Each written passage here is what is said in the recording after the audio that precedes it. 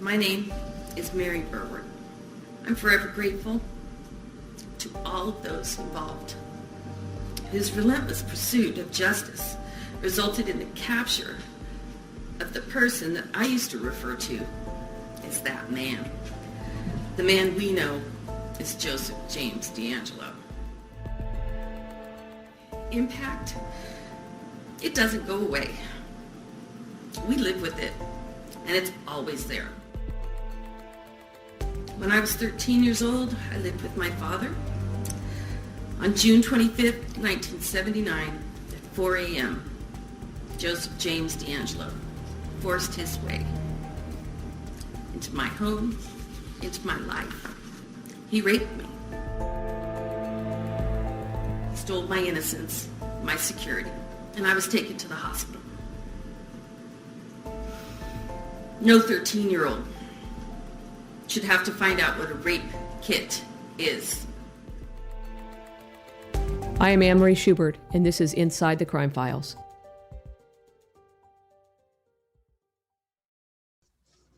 Welcome to Inside the Crime Files with Anne Marie Schubert podcast. I am Anne Marie Schubert.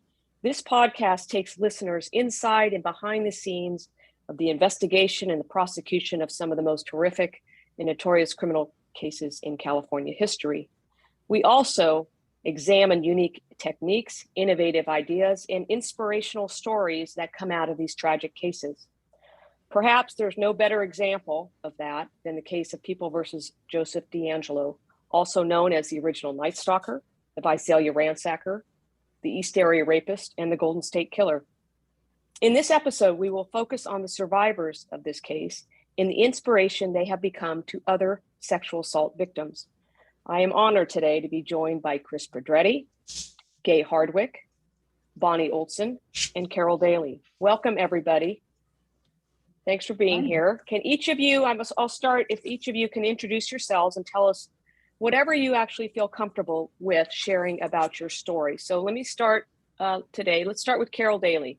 Well, I became first involved in these cases working in the Sheriff's Department as a detective, joined the department in 1968. And my first 8 years were, I specialized in working crimes against children and sexual assault cases. About a year before the East Area Rape series, my responding to these cases was sporadic at first because I was working homicide cases along with responding to some sexual assaults because of a lack of other investigators to respond to these cases. So it was several months before the East Area Rape Task Force was formed.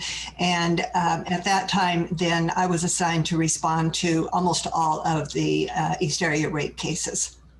You know, one of the things, Carol, that I remember before the case was solved, reading a number of different articles from back in the 70s.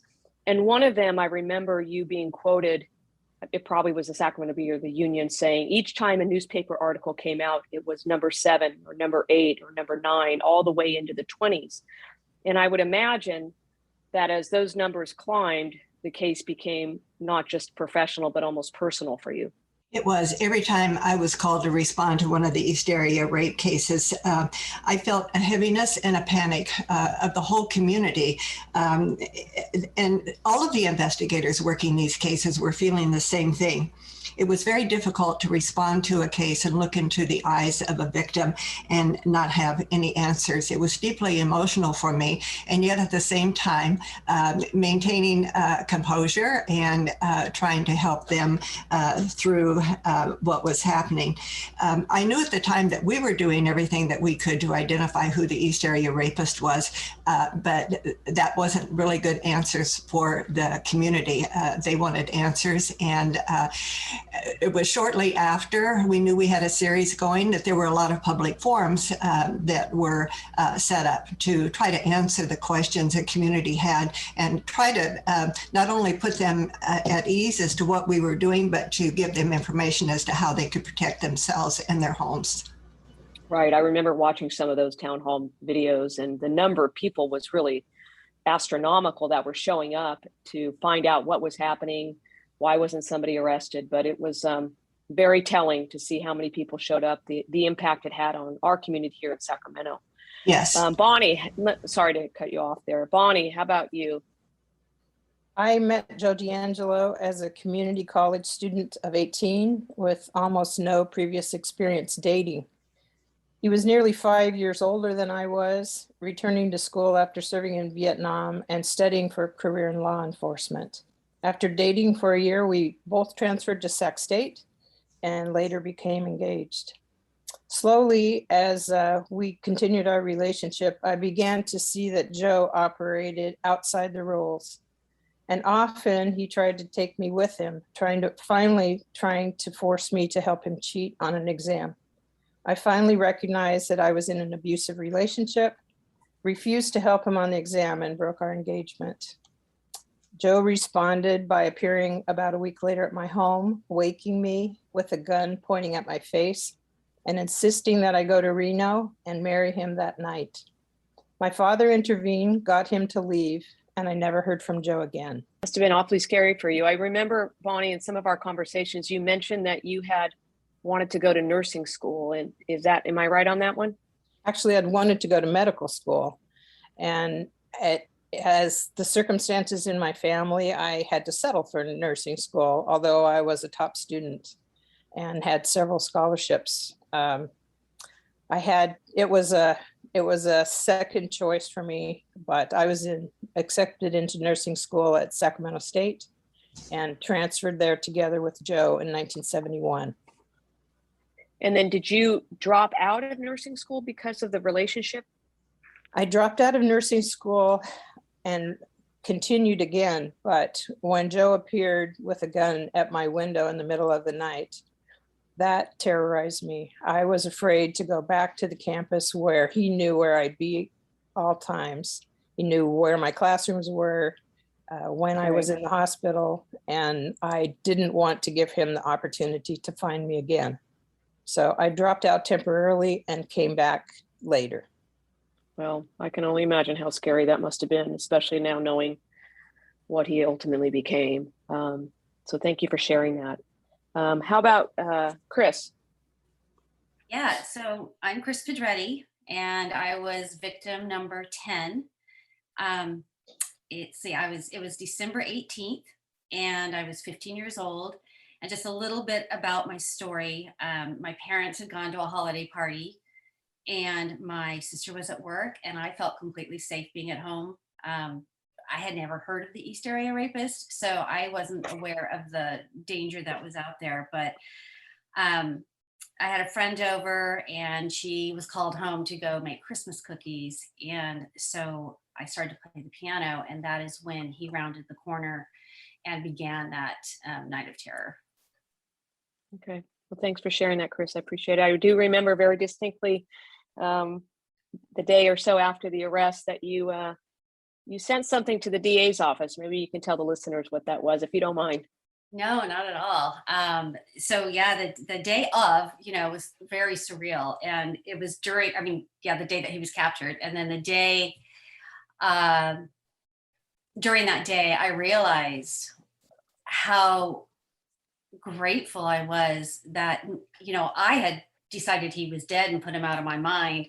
And there is this task force, and there's all these dedicated officers looking for him. And I really was overcome with gratitude. And so we showed up at Anne Marie's office, and I had put together I would like to call it a bouquet, but it's probably the most massive bouquet. So it was one rose for every year that he had been out there. And you allowed us to come in, and I was able to present those to you. And so many, I couldn't even find a container big enough to hold all of those roses. And so at that point, it just really dawned on me, like, how massive and how many years this man was free and terrorizing his victims. So anyways, that was a really special day for me, and I'm very thankful that you made time for us. Thank you. Well, it was a very special gift, I will say that. Gay, how about you?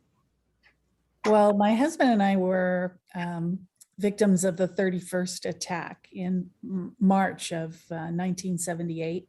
We were living in Stockton, And it was a Friday evening, and we had a lovely time going out to dinner, and we went to see a John Travolta movie. I think it was Saturday Night Fever or something like that. And we came home, and, we went to bed around 11 o'clock.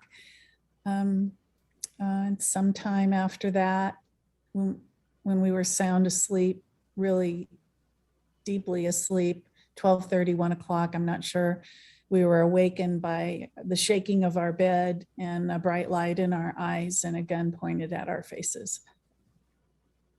I'm sure very scary, very, very scary. Okay, so let me ask you all this. In April of 2018, it was announced that the East Area Rapist, the Golden State Killer, had been arrested.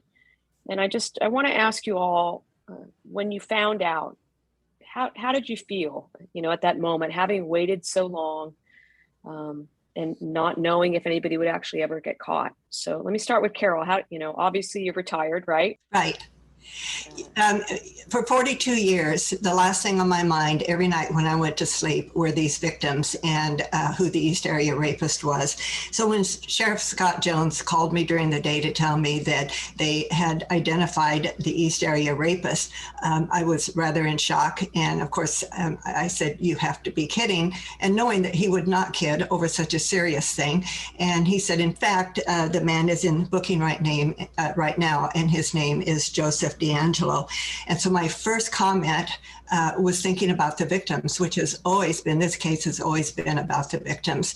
And I told him, you have to call as many people as you can first before they hear about it on the news. And he said, okay, start calling. And then it was shortly after that, I received a phone call. I think it was from you. And you said, oh, wait, don't be in too big of a hurry because we're doing arrest warrants and we don't want the word to get out. And so I waited, had made a couple of phone calls, and I waited until the next morning early to make some of the phone calls. And it was it was a shock to me. But then my second thought that came along was Joseph DeAngelo, someone in the records that we had looked at as a suspect and dismissed. And every investigator throughout the state had that same fear. And we were very thankful to know that he had not come to our attention during those 42 years. Yeah, in one of the prior episodes, we talked about all the different lists that had been created over the years of many projects to try to identify. And that was the same question. Was he on any list? And in fact, he was never on a list. Yes. So at least for the investigative purposes, there was no missing, quote, piece here. He just had eluded capture for so long, right, Carol? Yes. I think the biggest fear that we had when he was working in Sacramento was that he was going to kill a victim. And in 2001, when they matched up the DNA with the homicides in Southern California, it was a horrible, horrible feeling, thinking, what did we miss? Was there something we could have done to have prevented those cases from occurring? I think we did everything that we could, and I've always felt at peace about that. Yeah, well, I agree with you. Gay, how about you? Well, I found out when one of my daughters called me and informed me that he's been caught. And I said, who? Because that was the farthest thing from my mind at that time. And she said, well, the East Area Rapist. And I was stunned. And I wasn't totally unaware of the case. I had worked with Paul Holes a number of years earlier, around 2012. He had investigated my case, and that's when I first learned about the murders being associated. And, he wasn't able to find any significant clues in my case down in Stockton. And so we, went our separate ways around 2016, didn't communicate anymore. There was no reason to. And I felt that roller coaster that law enforcement must have felt all those many times of thinking, finally, we're going to solve this. We're going to find out and bring this person to justice. And the disappointment that came when there was nothing. There was just nothing that he could could make a conclusion about. And it was so disappointing. And I know law enforcement had to feel that time and time again over all those decades. It was then the chore of putting it away again after having brought it all up. And I did that. And then all of a sudden I get a phone call saying, you know, Mom, this is on the news. And that's how I found out. And so it was very shocking to me. I would imagine it brought all those memories back to the forefront yet again. It did. It did. I can imagine. Chris, how about you? I was at a conference in LA, and about 6 a.m, my daughter called me or texted me and said, I think he's been caught. And I think she saw it on her Reddit board or something. I don't know. But anyways, I looked at it and I was like, what is she talking about? But I just put the phone back down, thought I'd catch up with her later. And then I don't know, a few minutes later, I sat up like, wait, what? Who's been caught? And shortly after that, Carol called me and told me and confirmed. And yeah, it was bizarre. For me, it was like kind of waking up the demon, because I had very successfully figured out he was dead. And so to hear that he was caught and alive, like spun me back so many decades. And I found myself in shock, and I couldn't, there was no one with me, right? I was by myself. And so I couldn't decide whether I should just go back to bed or take a shower or go to training. I mean, I was really that frozen, just didn't know what to do. And my husband called me and he was asking me questions, and I kept nodding. He's like, Chris, I can't see you, so you need to talk. And he was about ready to get on a plane to come get me. And I was like, no, I can do this. So he, my boss was able to get me on a plane, and he picked me up. My concern was that, did I know him? Was he someone my parents knew? I was scared to death that if I saw him, and I did know him and I was by myself, I didn't know what was going to happen. So luckily I flew back and got back just minutes before the press conference, and I was completely relieved that I didn't know him. But I would say that experience there was, there eventually was some happiness, but there was a lot of fear, and there was anger, and there was the shock. There was just so many feelings going on in my body that I couldn't settle on one feeling. So it was a very surreal morning, and it took a while to be able to get that in order, which of what we just talked about is how I came to that, how grateful I am, because I really just had dismissed it. And if not for all the hard work you guys had done, I'd still be in that place. Right. All right. Well, thanks for sharing that, Chris. Bonnie, how about you? I mean, I assume this was kind of a whirlwind for you. Absolutely. I was preparing to leave Italy and return home to Sacramento when I received a phone call from my former husband. He asked me, what was the name of that guy you dated before we met? And I answered, you mean Joe D'Angelo? And he said, yeah, that's the one. He was just arrested as the East Area rapist. The DA is trying to contact you. Can I give her your number in Italy? I was absolutely floored. Not in a million years had I ever suspected that he might be the person that I had feared for years, living in the East area of Sacramento, having a husband who was frequently gone on long business trips so that I was alone and right in the center of the areas where the rapes were occurring.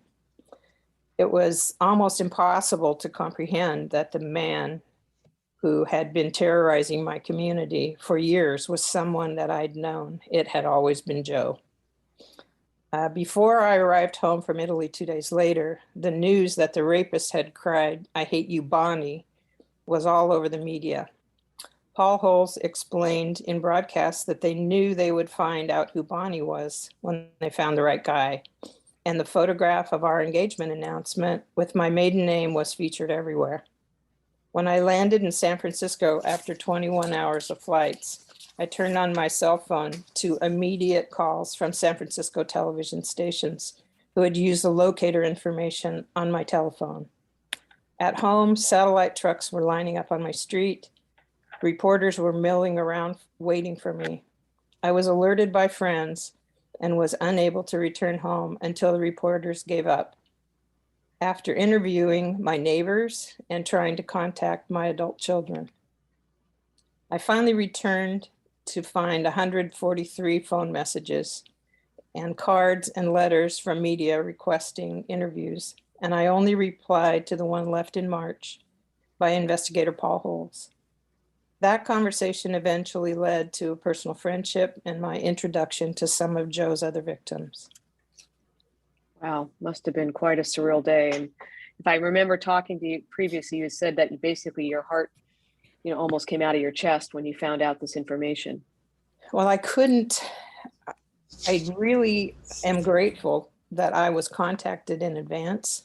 I would have walked into the situation without any warning from Italy, having no idea what was waiting for me, and having no idea that he had ever used my name or that there was any connection other than the fact that we had once known each other 48 years beforehand. Right.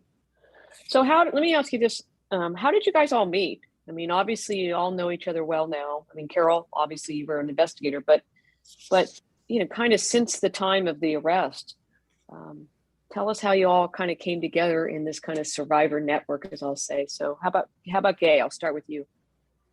Well, I had never met any of the victims, and I hadn't attended any of the hearings during the first year after the arrest, but I had been participating in the HBO series called I'll Be Gone in the Dark, and they were going to hold a sort of wrap-up barbecue at one of the victims' homes, and it turned out to be Chris's home. And so that spring of 2019, I called her, and we just talked for 2 hours. And I said, I thought before I showed up on your doorstep, I would give you a call. And she, it was just amazing to speak with someone else who totally got it. And that was the first time that had ever happened in my life. It was an amazing experience. So my husband and I joined the rest of the victims for the afternoon at her house, and it was the 1 year anniversary, I believe, of the arrest. And it was stunning for me to look around and be introduced to so many other victims who knew exactly what we had gone through. And I knew exactly what they had experienced. Of course, not exactly, but throughout the rest of my life, there was never anyone I could speak with that had a real view of what we might have experienced. And so it was powerful. And I really thank Chris for that. And we've been friends ever since. I think I met Carol that day as well, but I didn't meet Bonnie until later. I think I met her during the sentencing and the victim impact statements is when I met her. Right. Well, thanks for that. How about Chris? How about you? Well, the first time that we were all together was at the arraignment, and there was a big meeting. Blew my mind. This meeting was, I think it was a conference room that you guys have at the district attorney's office, and the room was packed. And there were so many people, and I remember just looking around at all these people that Joe DeAngelo negatively affected and basically ruined their life for some time. So from there, we all got into these vans and went to the jail. And gosh, it was just like a scene out of the movie for me. I don't know, there was all sorts of press and whatnot. But once we got into the actual room, the courtroom, we ended up sitting next to each other. Some of us who didn't even know each other were holding hands, and there was an instant bond. And it was very overwhelming, but just to see, the amount of people there, I knew immediately I needed to meet each and every one of these women and their families, because like Gay said, we get it, we know. And so I think in August of that same year, 2018, I invited everybody to my home for like let's get to know each other without the press around. And we connected, and I would look around and it'd be like, these women, they're just beautiful, and they're successful, and they are kind. And many of us, we would talk, like Gay said, like hours on the phone. Nobody else wants to talk that many details, but we understood, and we could do that. And the group continued to grow. I think the first time we had maybe 10 people, and by the last meeting before the plea bargain, there probably was maybe like 30 there. So I don't know, it's kind of like you meet as an acquaintance, and then a few hours later, you're sort of family. It's a really fast track to a trusting bond that sometimes friends need to work out forever, but we kind of went in at that point and then got to know each other backwards. Right. Sounds like it became an incredible support network for all of you. Absolutely. We would all check in together. And, we'd go to Carol's house or my house afterwards. Bonnie, just like Gay, we didn't meet until, I think, officially until the sentencing. But again, it was a quick meet. It was a quick bond. They're just, if there was anything magical out of this whole experience, it is this. Right. Well, that says a lot. Carol, how about you? Well, after the arraignment, I read somewhere on Facebook, I think it was from Debbie Domingo. And what was interesting is that all of the cases in Sacramento were now starting to tie into all of the homicide cases and people from out of town. And I think I read from Debbie Domingo coming to town is, hey, we're going to be at the arraignment, and is there a restaurant close by where we can all meet and talk afterwards? And I immediately said, you cannot meet someplace in public. I'm only 5 miles from the courthouse, just right off I-5. Let's meet at my house. And so I didn't attend the first 2 or 3 hearings. I was here, and I had food prepared and tables all set up, and just allowed them to come in and just debrief and be away from the public eye. Back when these rapes started, rape crisis centers were just starting, and we didn't really have the facilities that the current departments have as far as dealing with the victims. And so it was just very rewarding to be able to do something for victims after all of these years, to have them come together and be able to share and have it in private. And then what came out of that are the friendships. And I just was taken back by every one of them allowing me to come back into their lives, and the things that we share in common, gardening, decorating, entertaining, just dogs, a lot of different things. And the bond, I remember I had never met Phyllis Sitka. She was the first victim. And I met her through Chris when they were doing a story. A lady from Denmark was writing a book, and they came to our house and got to know her. And through that, actually, Phyllis ended up passing away. And Chris and I were both with her during those last days. So the bond was really, really strong. It's just been amazing to look at each one of these women and all of that they have accomplished and the strength that they have shown. And for me, it's just been an amazing end to 42 years of. Carol, when did you retire? 2001. And then I went to work for the State Board of Prison Terms until 2005. So I've been totally retired since 2005. Well, I just think it speaks volumes to your character that you have maintained your public service for so long, and always put the victims first in front. It's no doubt about that. One just comment, Carol, when you talk about Phyllis Zitka and the bond that was created, I think there was no greater showing of that bond than at the time of the sentencing in the plea of Joseph DeAngelo, when everybody stood up in her honor since she could not be there. It was a moment I would imagine none of us will ever forget. No, I think when we look at the victims, it wasn't just the victims, it was the whole families that were involved. And when we had one of the first meetings at our house following the hearings, the mother and daughter, sister of one of the victims who had passed away were here, because it was very important for them to represent their daughter and to also be part of this. So it was wide ranging in everybody that was affected by these crimes. No doubt about that. Bonnie, let me kind of put two-part question here. I mean, first of all, is like, how did you get to know all these amazing people? And then the other part of that is, I remember that you had asked to be able to give a victim impact statement at the time of the sentencing. And because you were not a quote direct victim, you weren't able to. So maybe you can kind of share your thoughts. If you had that opportunity, what would you have said?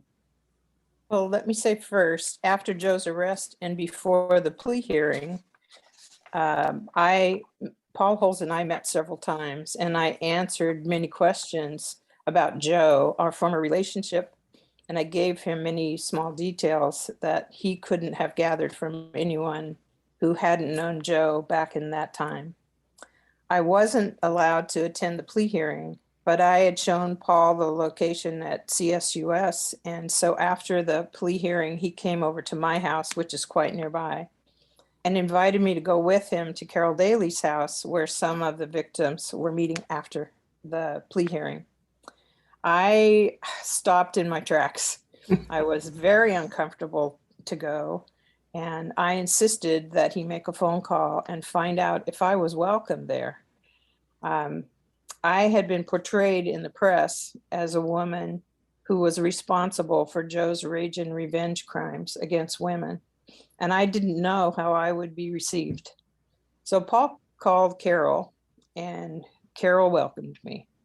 So that's where I met the sister survivors. That's where I began the relationships with them. And it was a great relief to me that none of the sister survivors believed that I was responsible for enraging him, believed that I had any culpability for any of the things that he had done. And so those friendships began that day, and later expanded to many more women through meetings at Chris's house. And I'm very grateful to have been included in the group, although I'm not one of Joe's direct victims. All right, no question about that. So what do you think you would have said if you were allowed to get up and give an impact statement? What I had prepared to say was that I was never raped by Joe DeAngelo, nor were any members of my family murdered or directly harmed by him. And I don't consider myself in the same category as all of those whom he raped and tried to humiliate, or those who've lost loved ones that he heartlessly murdered. Those survivors are extraordinary people rising above their darkest days to see Joe taken away for the remainder of his life behind bars. I'm a collateral victim, smeared by association, stripped of her privacy, and pursued for interviews and photographs. Using my name during the commission of a crime did not give him the opportunity to shift blame on anyone else. He owns his choices and his actions. Calling out my name may have caused me great consequences, but it didn't in any way lessen his responsibility for what he has done. False claims that our relationship fueled his rage and revenge crimes are misguided and don't rest the blame directly on Joe, the only person who deserves the full weight of the consequences of his actions. At the time of Joe's arrest, my name was not protected like the names of his victims, who were identified Jane Does unless they chose to be named publicly. Instead, my maiden and married names were national news and international headlines, with a photograph taken from my Facebook profile published beside Joe's booking photo. linking me to him with articles identifying me as the Bonnie who enraged him. I had not heard of I Hate You, Bonnie, and had no idea that law enforcement had been trying to find me for years. Investigator Paul Holes explained in broadcasts that they knew they would find out who Bonnie was when they found the right guy. And our engagement announcement with my photo and name was featured everywhere, turning loose the media and armchair detectives to try to find me. My cell and fixed phones never stopped ringing. My home was surrounded by satellite trucks and reporters, and my adult children were pursued along with my siblings and my neighbors. Nothing could have pointed out how fragile is our privacy, as well as having been identified as Joe's former fiance, with my home address and personal phone numbers published on websites, and strangers speculating about who I was, how I'd been involved, how I'd enraged Joe and released him on the public. My travel photo blog of 11 years was copied and posted as an ebook on Amazon with a new title so that it was quickly the top response to searches for the Golden State Killer. I had to take down my blog permanently, the place where I'd shared my travels and photographs with friends and followers for more than a decade. I read in posts that I had left Joe to marry a millionaire, and another article pointed out that I'd been Joe's first wife, when the truth was I left Joe because he became abusive of a much younger woman who finally wised up and had enough of being manipulated. Sitting down to do a Google search of my name quickly lost its charm. So much was untrue and taken from a few facts to an incorrect conclusion. Even if I'd given up looking at all that was written about me, some of my friends had not, and continued forwarding to me every reference that they thought I hadn't yet seen, and it just never stopped. So much about Joe was revealed to me as his case unfolded. I had fully cooperated with the DA's investigators, beginning just a day after I arrived home from Italy.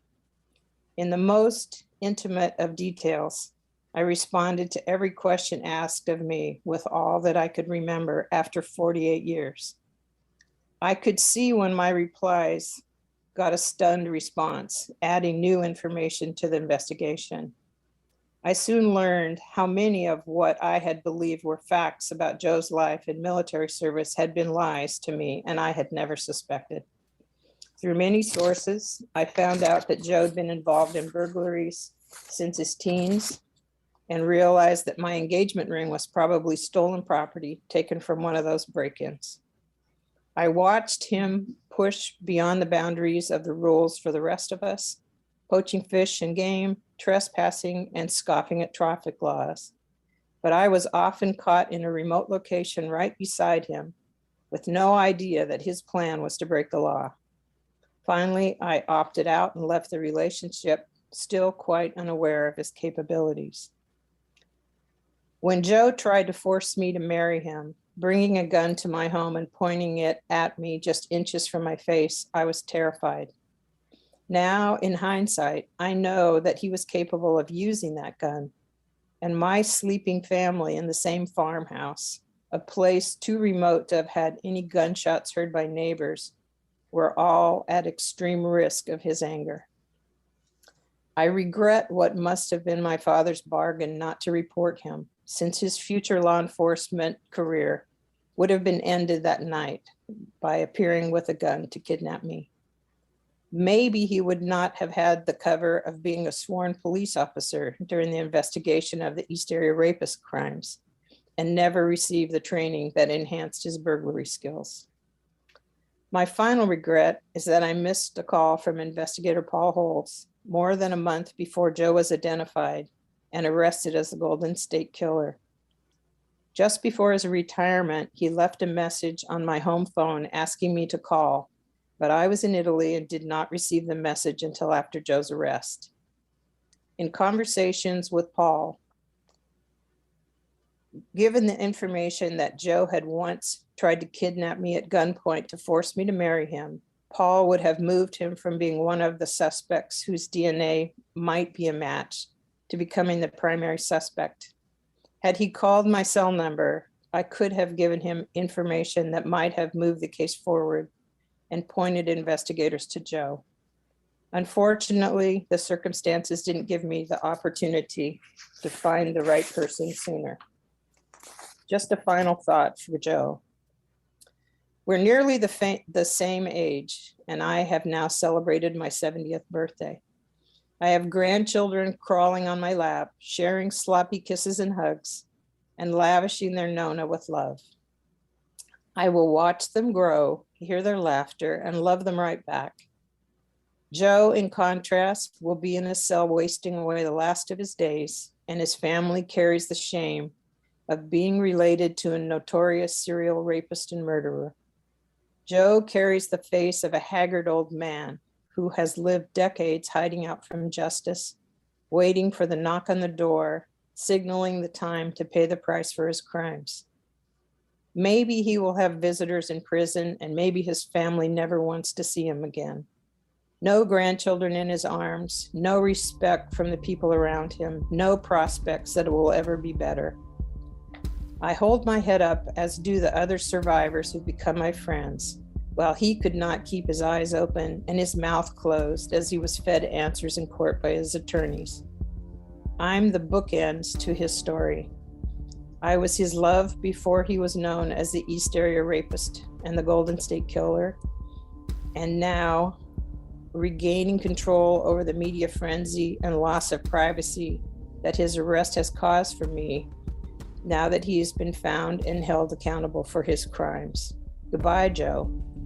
For 48 years, I never gave him a thought, and I've returned to the same place. He goes back to being insignificant, forgotten, and gone in my life.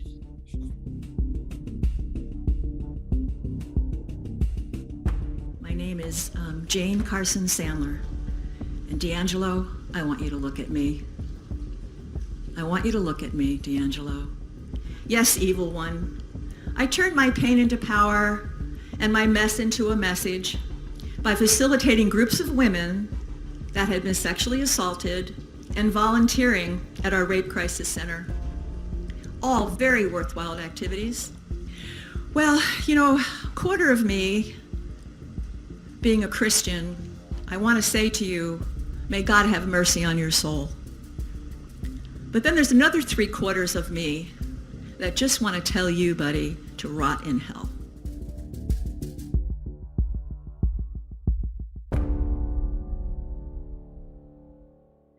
You know, one of the things that I've often said is that until people understand that crime has consequences, they don't understand what it means to be a victim of a crime.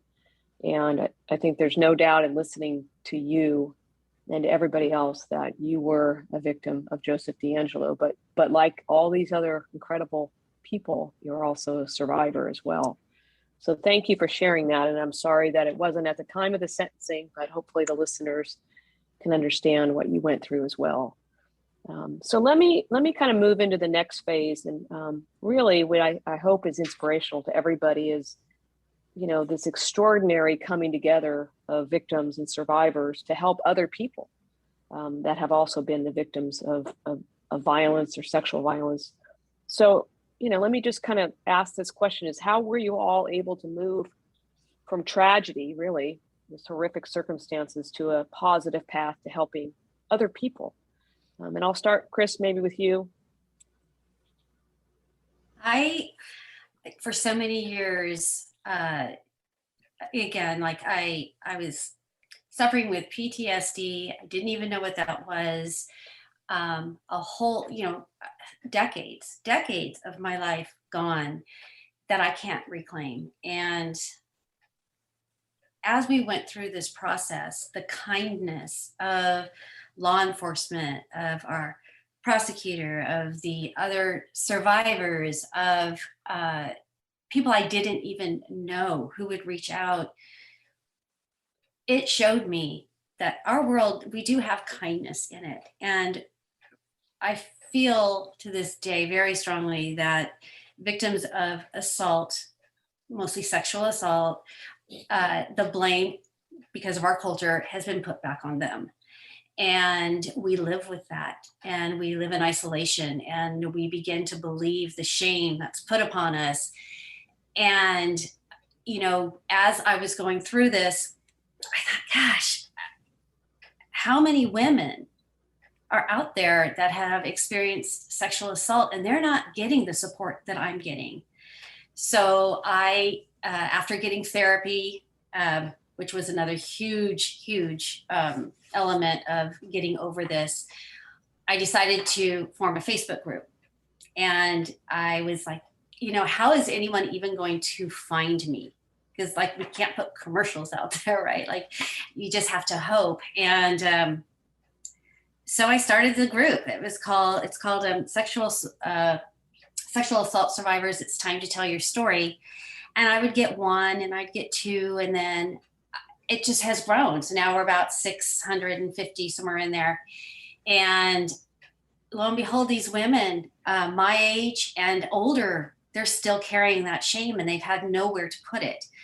And so started this group, and oh my gosh, fantastic friendships, met people that don't even live in California. People have flown in. It's in 4 different countries. Well, it's actually in 11 different countries, but 4 of them primarily. And we all have the same thing in common. It doesn't matter where we live. We all carry this shame that is not ours. And once you're able to talk about it and feel safe, you actually feel free. You feel like, okay, here's a new starting point.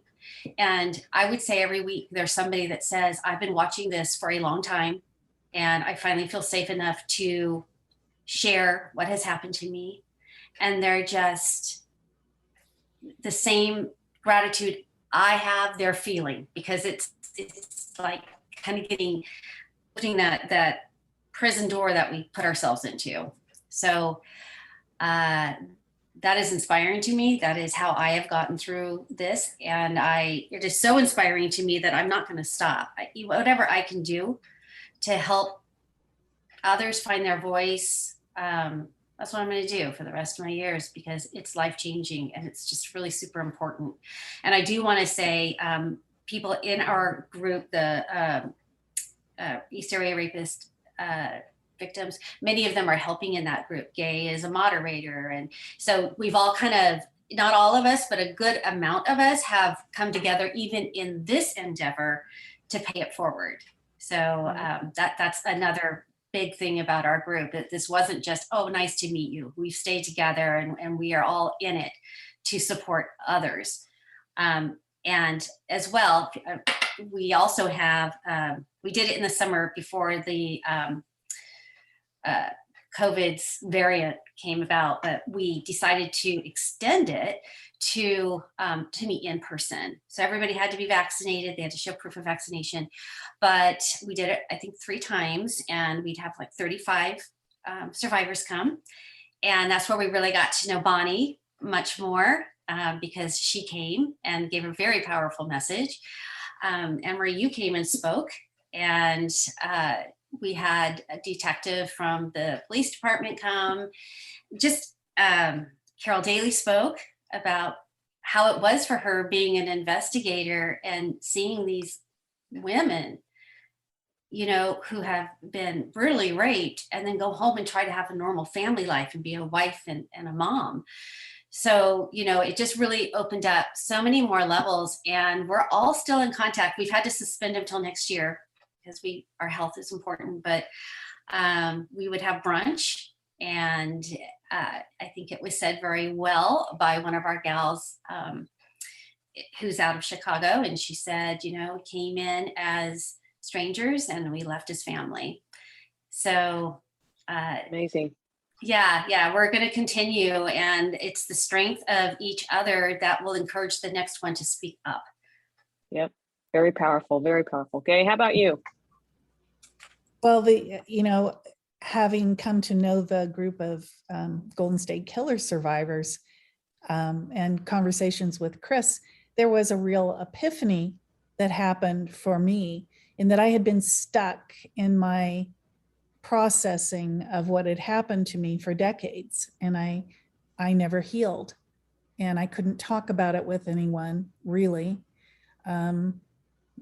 because my experience was that most people, even close friends, would find it so disturbing that I risked them distancing themselves from me because it was so disturbing that, you know, they sort of made that shame feel real, that by distancing themselves, you know, if you can't talk about something, then it must be shameful. So you go through all these decades carrying this baggage that you can't put down. So when I was able to put it down, when I felt for the first time I put it down, was when I met the other survivors, and they understood, and I understood them, and I could see their beauty, and I could see their success and their perseverance and their desire to make the most of their lives, and which is all the same things I had been doing all these decades, but I did it in isolation. And so then I started to feel some real healing begin. And I also sought out trauma therapy. And I see the Facebook group and the survivor meetings as something that really enhances the healing process. Because when you're able to speak in a safe situation about what's happened to you, your mind is then able to process it all much more efficiently. And over time, the last 3 years, I feel I've become fairly desensitized to what I was carrying around for so long, that I would think of every single day, and I don't have to think about it anymore. I know that my perpetrator is put away. I know that the responsibility was entirely on him. I understand that if it is still too disturbing for someone in my life to accept that this happened to me, or that I must be somehow culpable because I was raped, which comes straight out of the 70s cultural attitude, Right. I move on. And I know that there are plenty of other people like me out there who understand. And I want to be with those people. And I know that's where my healing is. And I think that they also heal when they're able to speak with someone like me or with Chris. No doubt about that. It's a win-win situation all the way around. And it's an aspect that I think a lot of trauma therapists have never even heard of before, of the true benefits of having a survivor group that is no longer a series of Jane Does, but real people who can attest to the fact that you are going to find a healing path. You can go out and find help even 40 years later. There are breakthroughs in the therapies that are available today that were not available 40 years ago. And there are a lot of women who either didn't report, or their cases have remained unresolved, and they just carry that burden, and they don't realize that it's not too late. Mm-hmm. You can go out and get on that healing path. Excellent message. Bonnie, how about you? I was not one of the sister survivors of Joe.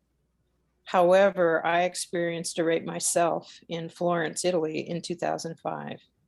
I had extensive therapy afterward, taken under protest, but I realized how far forward I came having addressed the issues, and how much self-blame I had carried, and also the shame of it happening to me, and feeling like I couldn't discuss it even with some of my closest friends.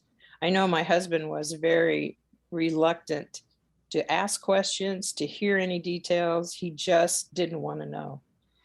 So I was able to join Chris's Sexual Assault Survivors Facebook page because of a different experience that gave me the empathy to understand what other people had gone through and are going through. I often see in the posts of people on the site, I see parallels with what happened to me, with feelings that I had that I have since learned to address. I've changed my attitude. I have changed what the belief that I had any contribution to what happened to me. And to be a part of that network and to be able to be a resource to women who are struggling with a recent assault or with what they have carried years from assault long ago, has been very beneficial to me in both realizing what I am still carrying and have carried and am trying to put down, and seeing that it's the same for so many women. And maybe my experience, a few comments for me, some love and support, even just over a Facebook post, can be very beneficial. I came forward and told my story on the site and received so much support afterwards. And gradually I'm getting to the place where I am bulletproof as far as actually it's my self-shaming that I have been able to let go in seeing and talking to other survivors and being a part of this network. And I'm very grateful for the opportunity and try to be present when I see posts where I think I have something to add, to step in and give a little support and perspective from my point of view. So thank you, Chris. Thank you for including me. And it's not a club anyone wants to be a member of, but Right. we have absolutely made the best of it in supporting each other. Yeah, that's obvious to all of us here, just listening to all three of you. Carol, how about you? Well, looking back at the progress that has been made in addressing victimization over the years, I look back at like what it was in the 70s and the little resources that we have. And throughout this, when Chris was trying to decide what she was going to do to help other victims, I went to the house and we talked, and I said, well, here's what's already being done. And I didn't have the same vision that I wasn't really that much help. I was supportive, but not that much help. But as a result of talking with Chris, we went to the Elk Grove Police Department and we met with the sexual assault investigator and the Weave representative that they had there. And I was blown away. I had been out of law enforcement circles, for years. And I was actually blown away to see what is available for victims now when they report a crime, how the interviews are done, the help that is given to them by laws that have been changed. And I think with what is available and with what Chris and others are doing, it's a whole different venue right now for what victims are going through than what it was back in those days.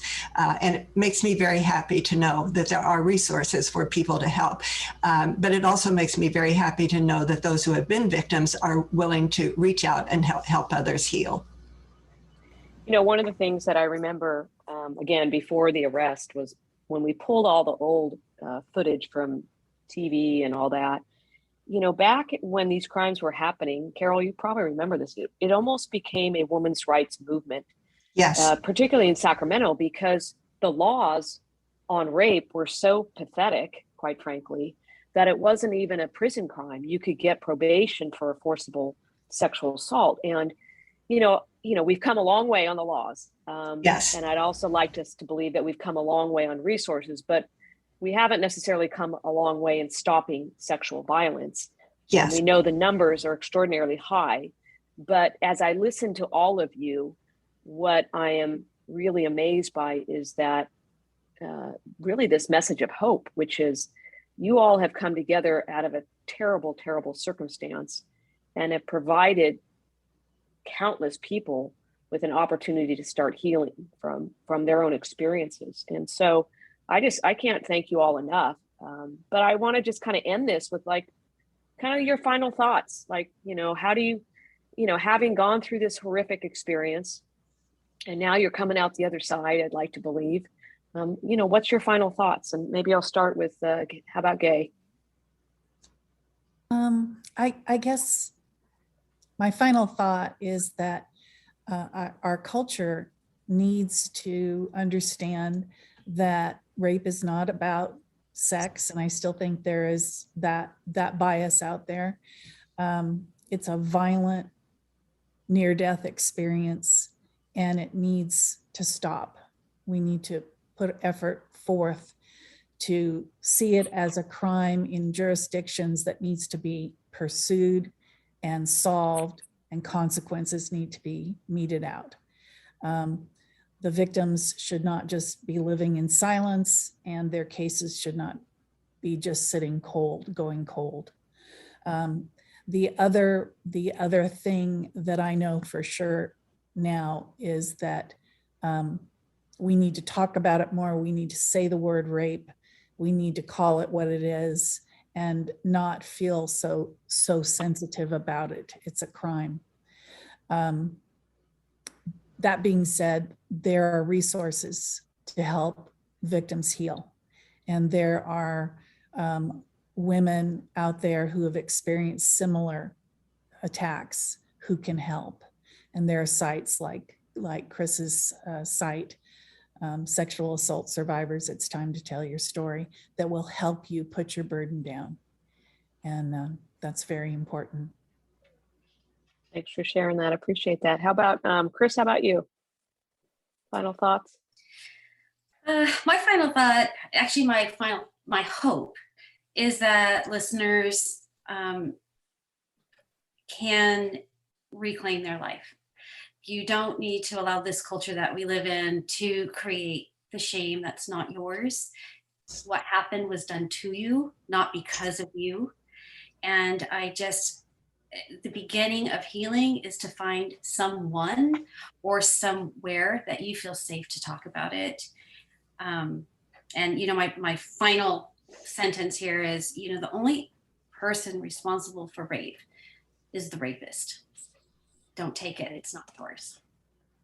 No question about that. That's an excellent point to make. We should have to always remember that. Bonnie, how about you? Well, I have to say, I've come to this group through a long and tortuous history, and the difficulty for me in accepting that I'm accepted, that I am not, that I carry none of the shame of what Joe did to other people. I had nothing to do with that. But in meeting all of these women, strong, wonderful women, and Carol and you, to be able to be in a place where I have experienced a great deal of healing, where I can offer perspective and advice and support to other women who've been through the same kind of sexual assault, and just use the word rape, as I have unfortunately had the opportunity to experience, to be in a position where I can see a way where I can be of help and help extend kindness to people who are suffering from the miseries after a sexual assault. I'm very grateful that this whole Joe DeAngelo case has brought me to this place where I can contribute and help other women who've had similar experiences. Excellent. Well, thank you very much for that. And Carol, how about you? Well, thinking about everything that has been done over the years to further educate people and change laws, I think the push now should be for agencies throughout the whole United States, each state, to have laws that are uniform in how they deal with these crimes and what the prosecution is and what the penalty is going to be. So I think standardization across the whole U.S. and some states have stepped forward, and we just hope that others will be as progressive. Yeah, no question about that. I'm just going to wrap this up by first of all, saying thank you to all of you, Gay Hardwick, Chris Pedretti, Bonnie Oldson, and Carol Daly. You are what I would call warriors for justice. And you are very much part of this team that has not just survived, but now you're thriving and helping others. And it's incredibly inspirational. I mean, I've been in this business almost 32 years now. Carol, you've been in it, you were in it for a long time. You pretty much still are in it. This is an inspiration that I hope the listeners and everybody that joins in can understand the impact that you're having on other people's lives. There's no question about that. So I just thank all of you for joining me today. For the listeners out there, if you want to listen to other podcasts, I'd ask you just to sign up and go to InsideCrimeFiles.com and join our list and continue to listen to these inside stories of what happens and the consequences of crime, but also the inspirational stories that come out of them. So thank you all for joining me today. Thanks a lot. Thank you. Thank you. I am Anne Marie Schubert, and this is Inside the Crime Files.